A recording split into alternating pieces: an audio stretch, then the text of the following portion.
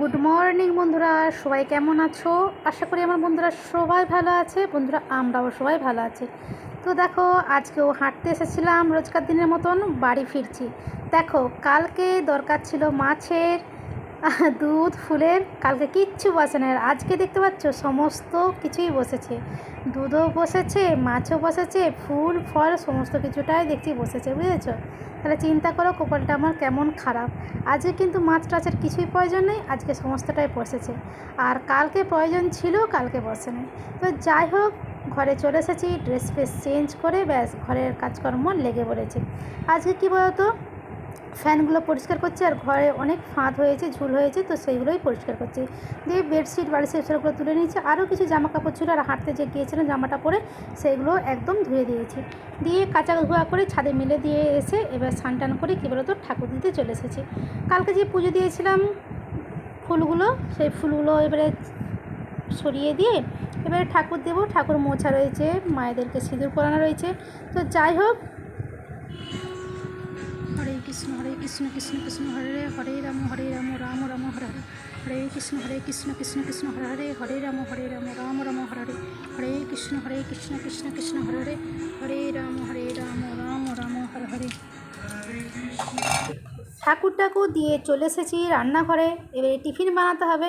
তো দেখো, আটা বের করে নিচ্ছি, আজকে একটু বানাবো পরোটা, বুঝেছো? কালকে তো ইচ্ছা ছিল পরোটা সিমুই বানাবো, তো সিমুই তো হয়নি দুধের জন্য। তো কি করব, আর আজকে কিন্তু দুধ আছে। তো দেখো, আমার টিফিন বানানো হয়ে গেছে, বানিয়েছি পরোটা আর ঝোলা আলুর তরকারি, আর বানিয়েছি সিমুই। সিমুইটাও কিন্তু আজকে খুব সুন্দর হয়েছে, জানো তো। মানে আজকে ছেলে কিন্তু ভীষণ খুশি হয়ে খাবে, কারণ ছেলের প্রত্যেকটাই পছন্দের মতন জিনিস হয়েছে। ছেলে একদম শক্ত সিমুই খেতে ভালোবাসে না, আর এই ঝোলা আলুর তরকারিটা ভীষণই খেতে ভালোবাসে। তো যেই দেখেছে খাবারগুলো দেখে তো ছেলে খুবই আনন্দিত, আর তোমাদের দাদাও ভীষণই আনন্দিত, বলছে আজকে এই বানিয়েছো খাবার।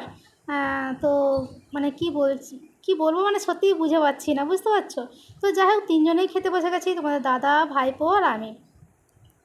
আর দেখতে পাচ্ছ সিমুইটা এত সুন্দর হয়েছিল না, সত্যি খেয়েছি। আর পরে তো ভয়েস রেকর্ড দিচ্ছি। যাই হোক, খেয়ে টেয়ে এবারে আবার কি বলো তো, রান্নাঘরে যেতে হবে, রান্নাবান্নার ব্যাপার রয়েছে।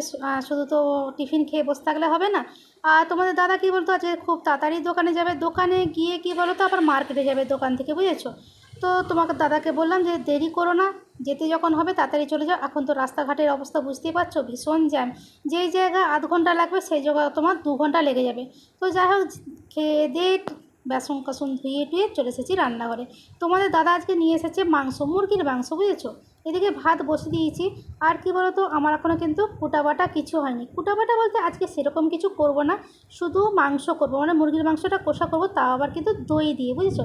টক দই তো আমার বসানোই থাকে বাড়িতে, টক দই সব দিনই তোমাদের দাদার লাগে। ও টক দই দিয়ে সকালবেলা মুড়ি খায়। আর এখন তো ধরো সকালবেলা এই রুটি ফুটি করছি, পরোটা করছি, যাই করে খাওয়ানো হচ্ছে আর কি, নাহলেও খেতে চায় না। দেখছো দইটা ফাটাতে গিয়ে পড়েই গেল কতটা। এক হাতে ক্যামেরা ধরি আর এক হাতে কি কাজ হয় বলো তো। দইটা ফাটিয়ে ফাটিয়ে দেখো, দইটা পুরো ষষ্ঠী পূজা করে দিয়েছি, দেখতে পাচ্ছ? দইটা একদম মলমের মতন করে ফেলেছি। তো দেখো, চিকেনটা ভালোভাবে কিন্তু কষানো হয়ে গেছে, তেল বেরিয়েছে কি সুন্দর, দেখতে পাচ্ছ? আর গরম ভাবটা কী বলো তো, ফোনের মধ্যে এসে ওর লাগছে।